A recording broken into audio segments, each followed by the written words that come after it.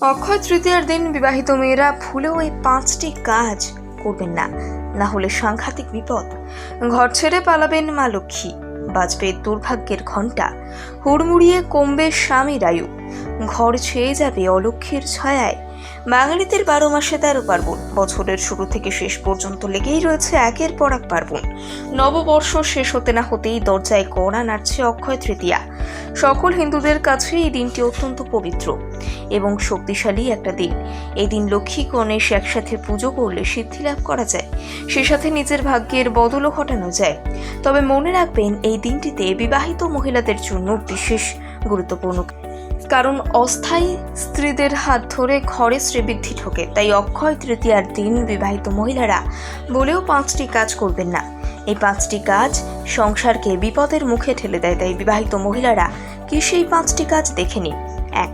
তুলসী পাতা ছিঁড়বেন না।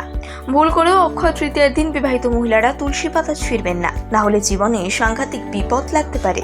মনে রাখবেন, তুলসী দেবী স্বয়ং মা লক্ষ্মীর রূপ, আর অক্ষয় তৃতীয়ার মতো পবিত্র দিনে তুলসী পাতা ছিঁড়লে মা লক্ষ্মী রুষ্ট হন। শুধু তাই নয়, এই তুলসী দেবী বিষ্ণুর অত্যন্ত প্রিয়। তুলসী গাছের পাতা ছিঁড়ে মা লক্ষ্মীকে আঘাত করা মানে বিষ্ণুকেও আঘাত করা। এই আঘাত করার পরিমাপ হিসেবে আপনার কপালে একসাথে জোড়া অভিশাপ লাগতে পারে। তাই বিবাহিত মহিলারা নিজের সমস্যা বাড়াতে না চাইলে এমন কাজ করবেন না। 2. মা লক্ষ্মীর ঘট অযত্নে রাখবেন না। প্রায় প্রত্যেক হিন্দু বাড়িতেই মা লক্ষ্মীর ঘট স্থাপন করা হয়েছে। এই ঘট সংসারের শ্রীবৃদ্ধির ঘট। তবে অনেক বিবাহিত মহিলারা এই ঘটকে সঠিকভাবে যত্ন নেন না, যেমন তেমন ভাবে সিংহাসনে বসিয়ে রেখে দেন।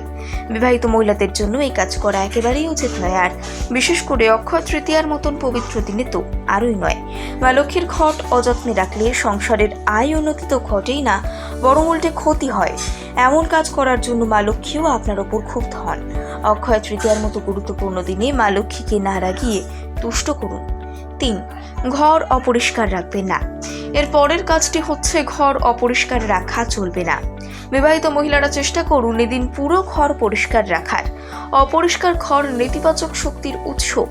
সনাতন হিন্দুদের বিশ্বাস অনুসারে অক্ষয় তৃতীয়ার দিনে ঘর অপরিষ্কার রাখলে বাড়িতে লক্ষ্মী নয়, অলক্ষ্মীর আগমন ঘটে। অলক্ষ্মীর আগমনের ফলে আপনার স্বামী আর্থিক সংকটের মুখে পড়তে পারে। এমনকি আপনার এই একটি ভুল স্বামী সুখ থেকে বঞ্চিত করতে পারে আপনাকে। 4. আমিষ খাবেন না। যেহেতু এদিন বাড়িতে লক্ষ্মী এবং গণেশের একত্রে পুজো করা হয়, তাই এই দিন আমিষ খাওয়া উচিত নয়। বিশেষ করে বিবাহিত মহিলারা এই বিষয়ে সতর্ক থাকুন। বাড়ির কোনো ব্যক্তি এদিন যেন আমিষ না খায়, সেদিকে খেয়াল রাখুন। এমন পবিত্র দিনে বাড়িতে পুজো করে আমিষ খেলে ঘোরতর অমঙ্গল সৃষ্টি হয়। ভগবানের আশীর্বাদের বদলে কপালে জোটে অভিশাপ।